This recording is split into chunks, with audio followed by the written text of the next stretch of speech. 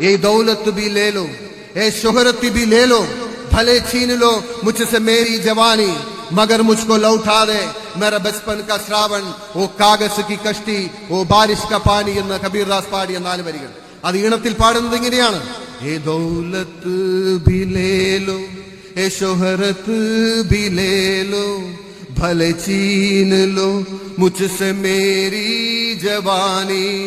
मगर मुझको लौटा दे मेरा बचपन का श्रावण, ओ कागज की कश्ती, ओ बारिश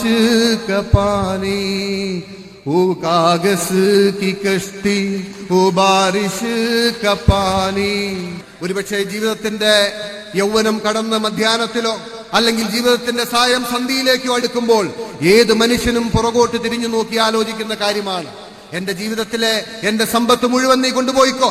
എന്റെ യൗവനം നീ കവർന്നെടുത്തോ, എനിക്കുള്ള എല്ലാ ഐശ്വര്യവും സൗന്ദര്യവും നീ കവർന്നെടുത്തോ, പക്ഷെ നീ എനിക്ക് തിരിച്ചു തരുമോ എന്റെ ബാല്യകാലം?